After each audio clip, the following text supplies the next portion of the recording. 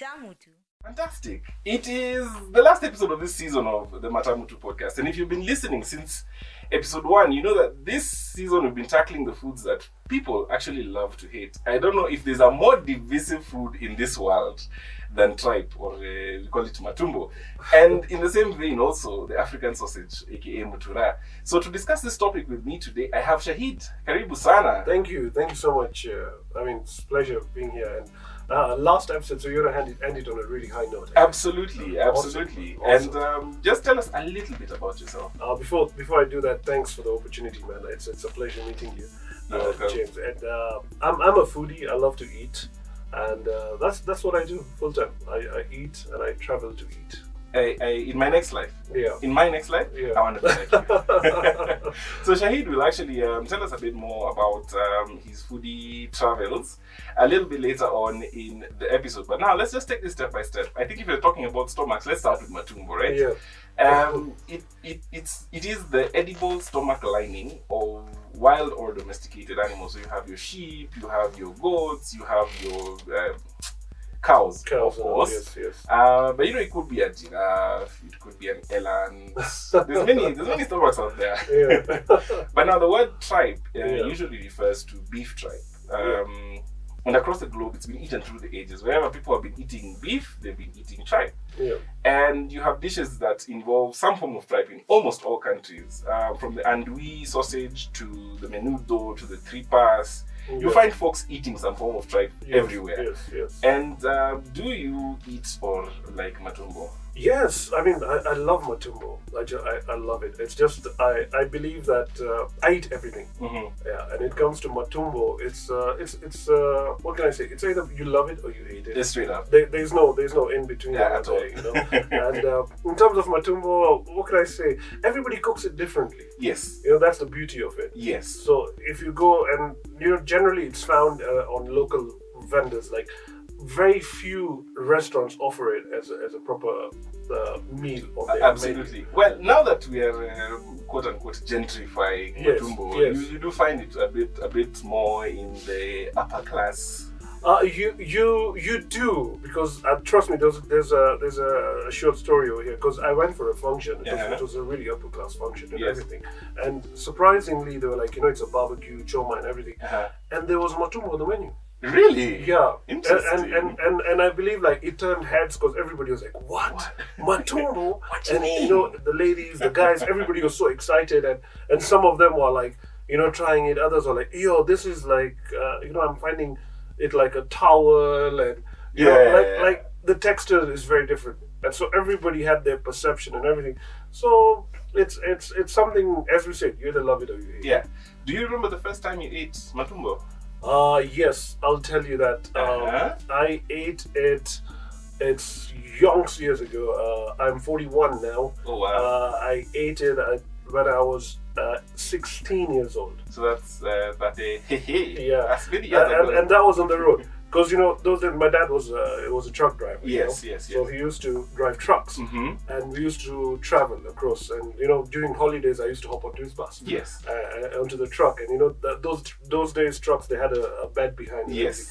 So during the road, there's a place called Mlima Q. And that's towards Mombasa. Yes. So there they make for you fresh matumbo and everything. So that was the first time I experienced it. Interesting. And like the guys were, and I was like a very without the beard, I was like a proper, like you could say maybe a white kid, but I wasn't like white, So guys were like shocked to see me there, and the hospitality was amazing. So everybody was like, hey, feed this kid matumbo, let him learn this, that.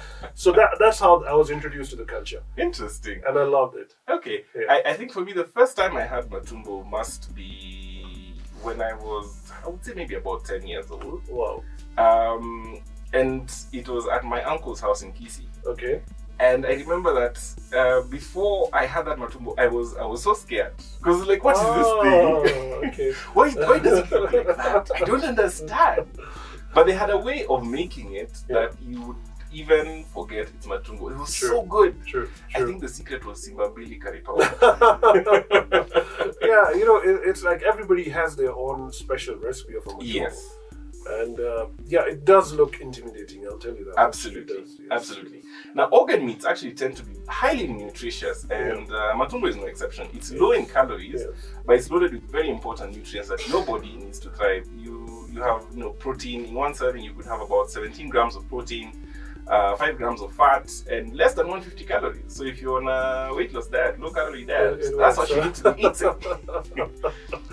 Good thing it's also rich in vitamin B12, selenium, and zinc, all of which are challenging to get enough just through a plant-based diet. Awesome, man. You see, that's why we need guys like you who can educate us about the nutrients, because us guys, we just go and eat. We just eat it. And we're like, yo, if it's good food, we're there. Bora chakula. Yeah. But one thing you need to take note is that matumbo is rather high in cholesterol. Yes. So if your cholesterol is already high, you may need I believe to all the good stuff is always high in cholesterol, man. So you just have to watch it out. It's trying to kill you. It's just trying to kill you. That's all it's trying to do. Now, mutura is where it starts to get interesting. Oh, yes. It starts to get very, very, very, very interesting. Before you go into the mutura, because I know that's going to be a long topic for you, since you're talking about intestines, internal things, just a week ago, yes, I tried goat heart. Okay. And that's different. Okay, it's not been posted yet because we haven't shown it to the public yet, but it's coming soon. And that was like, wow. And I was like, what? So have you ever tried that? I think I have, but barbecued. Yeah, so it was a goat heart. It was the tongue. There was the head as well. And this is stuff like I didn't know it existed. Like people actually eat this thing. Like the tongue is a delicacy on its own. Absolutely. So maybe in your new season we can have some special one on that one. I need to go and do my research by eating it. Yeah. So mutura is where it gets really interesting. Yeah. I believe that mutura is the epitome of the Kenyan street food offering. In every corner, every urban area across the country, you always find this guy with a makeshift barbecue grill. So true. It was chomelewaed by some local welder, so it burns hot. And this guy has a dirty white coat that has just blood all over the place. True. He's got like a small bucket there. It's like stuffed with the nyama there, and you're like, okay, what's happening? What's happening here? And he just removes it, and you're like, whoa. And then there's that guy behind him who has a jerry can of soup, and it's just exactly. It's the most interesting thing. Yeah. And it seems to me that nobody ever asks for a big piece of mutura. You always just start with nikatia ambao. Yes. Ongeza ingine. In 20 shilling increments, you're just adding one more. True. So what is mutura? In essence, it's a stuffed small or large intestine of a cow or goat that's been roasted over the hot coals or an open fire. Yes. And what goes in it is where it gets interesting, because you have your matumbos, you have your heart, you have your liver, you have your lungs. Actually, lungs. As they say, what doesn't make it to the butchery shop is what goes inside the mutura. Yes. All the leftovers are there. Whatever has not made it, they just plank it all out. And what I find most interesting is actually that the blood of usually, or when you're talking in traditional, the mutura in Nairobi more or less will not have as much, but traditionally the blood of the cow or the goat that was slaughtered is boiled with all these other things, it's true. Then now that is stuffed inside. But interestingly, what I figured out on my adventures of the mutura adventures, if you want to call it, is that there are very many kinds of muturas. Absolutely. So I was like, wow. And actually, it exists in many other cultures. Yeah. And I'll give an example of the black pudding. Yeah. If you're talking northern England, they have this thing called black pudding, which is basically the blood of a pig, usually, that is stuffed inside the pig intestine, and then that is boiled, and then you can have it. It's a very big part of the traditional English breakfast. If it's a traditional English breakfast, you have to have your black pudding there. You also have the haggis up in Ireland. It is the national dish, actually. Wow. And it actually Scotland, sorry. It's a national dish, and it's composed of the liver, heart, lungs of a sheep. No, it's awesome. Like every culture has got a different form of mutura. Absolutely. That's sick. That's awesome. But now the urban legends around Mutura dictate that the darkness is an ingredient. Okay, yeah, where there's lights, there's darkness. you cannot Mutura without the darkness.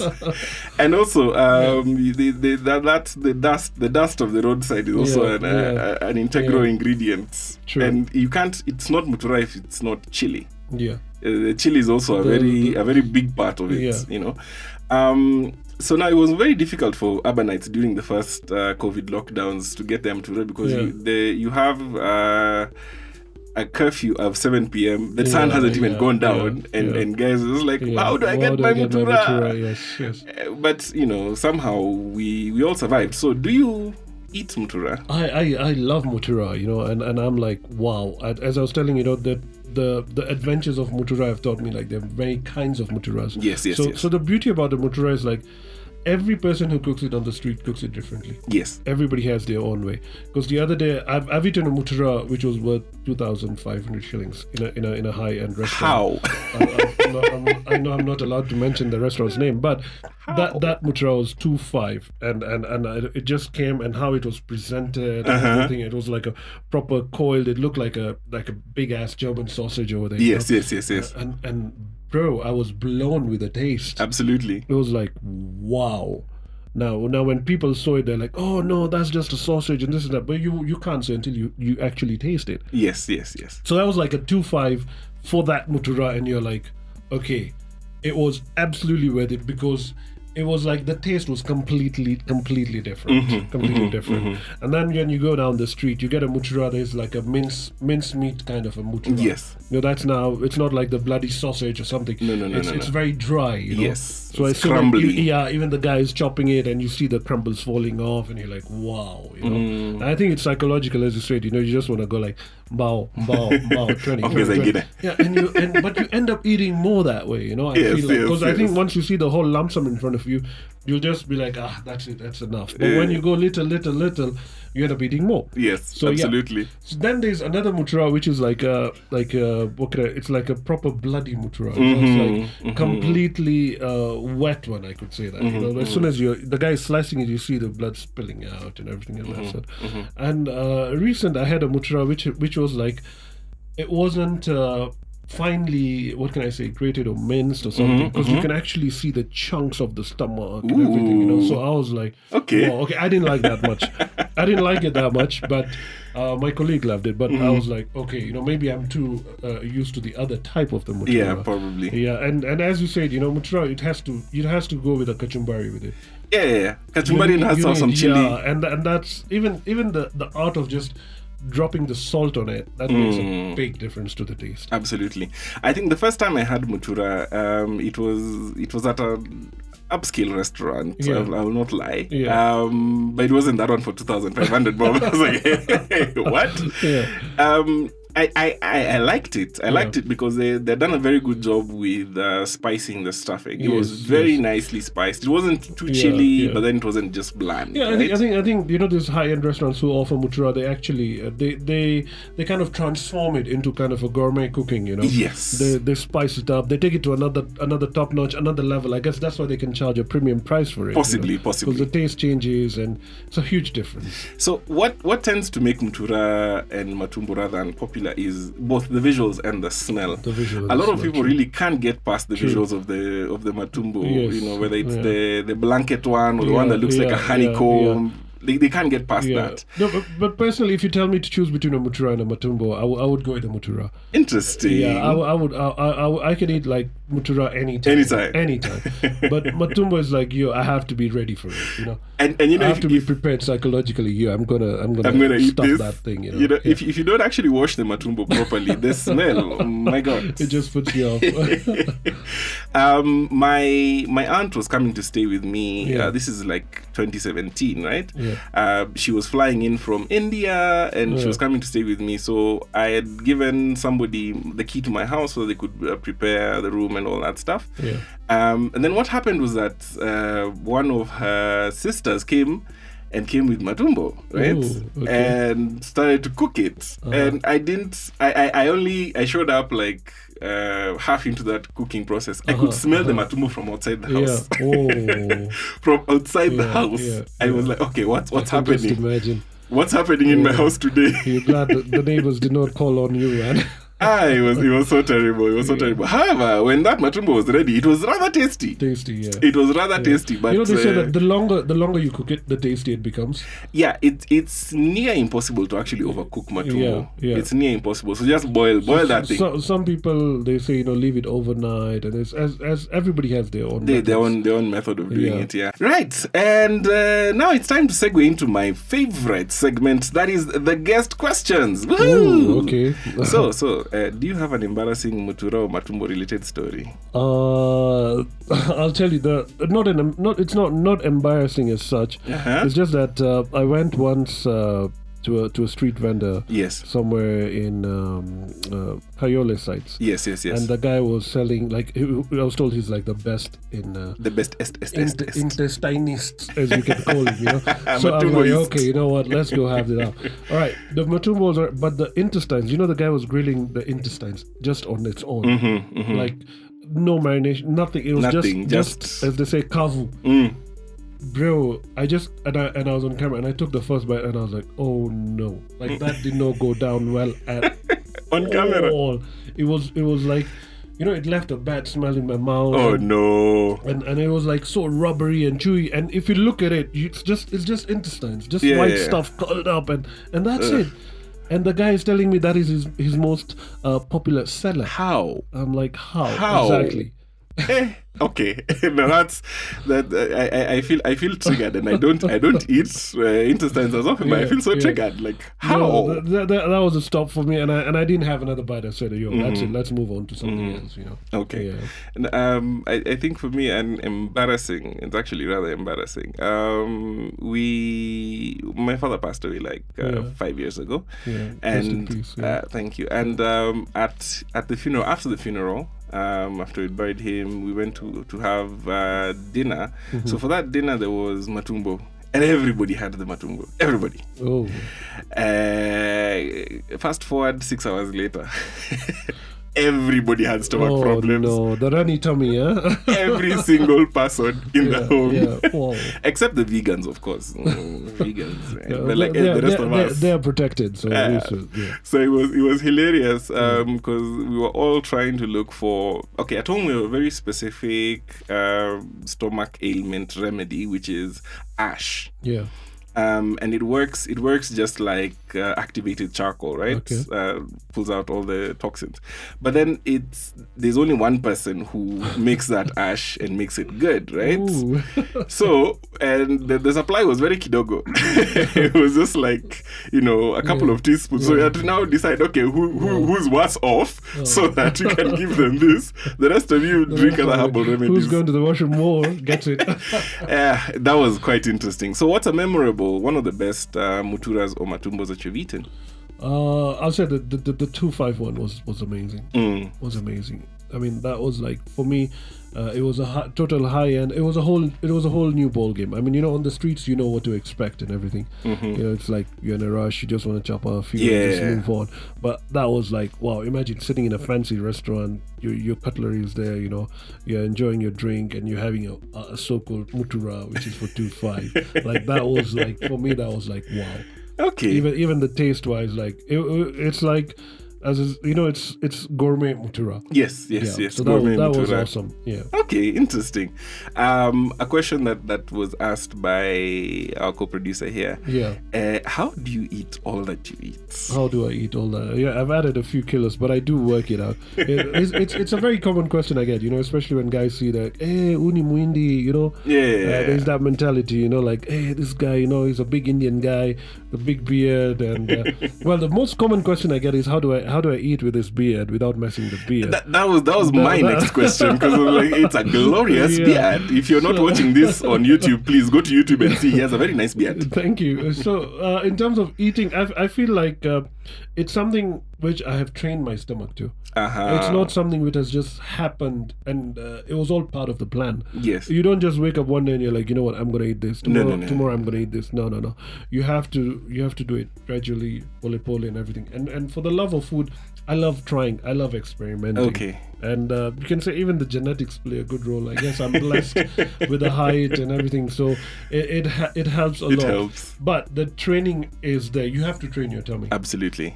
Because even if I have to eat, like I have to, what can I say, balance it out. Yes. You know, and you're like, okay, if today I'm eating madondo, I know I'm not gonna go ham on it. No. I'm just gonna go kidogo just to taste just a it, little you know bit. that. And maybe next time a bit more and all. So that even like the first mutura I had, I did not just go and attack the mutura Of like course not. you know. Of course not. Because that way you're gonna dismantle your stomach and Yes. mess it up very badly. Straight up. So personally, like if you wanna get into it and you wanna eat everything, but eat it gradually initially. Yes. And then you will know how your system responds to it. Aha. Yeah, so it's like, okay, this is not going like as I told you, that intestine, the springy one, it did not go well with me. So I'm like, all. no, I'm not gonna go that route. I'm not gonna do it. I'm not gonna do it. Okay. And now a question that I ask everybody: what's been your go-to pandemic recipe? Oh, too many, man. Too many. Personally, yeah, I do cook at home once a week. But I can say it's a very odd thing. Okay, I know everybody gives out their recipes and tells you this and this and this. Yes. But for me, it's like, for me personally, during the pandemic, I supported a lot of cloud kitchens. Okay, that's good. Because I went the other way around, because I worked it out, and it was like, it was the rise of the cloud kitchens. Absolutely. Everybody was cooking from home. Everybody was trying to make a buck or something. And I was sponsored, so I was blessed with that. So I said, you know what? Because I figured out if I'm to cook at home for my family and everything, it's going to be the same cost, because Yes. the cloud kitchens were so reasonably priced. Absolutely, yeah. So They were- you're better off ordering food from outside. And at the same time, you're supporting the cloud kitchen, and you are also trying a new meal and pushing them as well. So so I went that route on that side. So, Okay. So I pushed all the cloud kitchens out there. That's interesting. Yeah. Which is your favorite? I'll tell you, there is a lady who sells biryani from home. It's she's an old lady, and she's trying to make ends meet for her kids. And she sells amazing biryani. It's just like 400 bob, and trust me, two people can eat. Unfortunately, she's not on social media. Oh, okay. So it's one of those mamas, through your personal contacts, yes, and you yes, just call yes, and yes, say, yes. you know what, tomorrow make for me, and she makes for you. And everything. Yeah, I wish like such people had the knowledge and to come on social yes. media and to expose themselves. It would be so great, because now I really want that biryani. Trust me, I'll surprise you one of these, and I'll just drop it for you here. just in Okay. case. Yeah. So this is that bit where you get to tell us what you're up to, what you want our listeners to know, to Yeah. follow. Yeah. Yes. Oh, thanks. So now I can do my marketing, right? Yes, now to the camera. All right, guys. First of all, thank you so much. Do follow the podcast, and the guy's doing some great stuff. I've been Thank seeing you. some Thank awesome personalities coming over here, and now I can do my stuff. It's Foodstar Kenya. That's my handle on TikTok. I do hunt for food, where every day we go hunting different places and different restaurants and everything, but we try to balance it out between local content and also high fancy and medium moderate costings and everything, so you get the best of both worlds. It's the expensive stuff, the cheap stuff, the reasonable stuff as well. And in terms of the goals, we've got we do have a YouTube channel as well. It's just that right now things have become short, so we are trying to see how to revive that, and there's a lot in plan.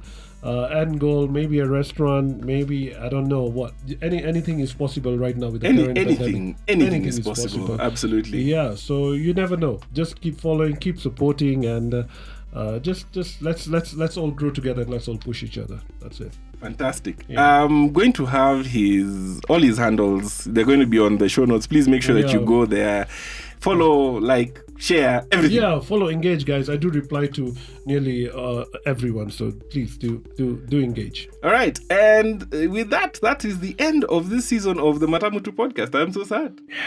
I don't know what I'm going to do with my life. No, it's ended on a high note, man. Absolutely. I mean, we've given people knowledge about mutura.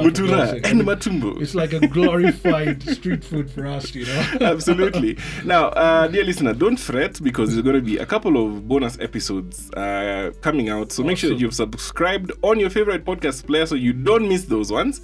And thank you, Shahid, for joining me today. Thank you so much for your time, and it's a pleasure. Oh, absolutely. Thank you, dear listener, for sticking with me through this whole season, an entire season. It's fantastic. I appreciate you all. It's your boy Rumak, and I'm going to leave it up to you whether you like Mutura and Matumbo or not.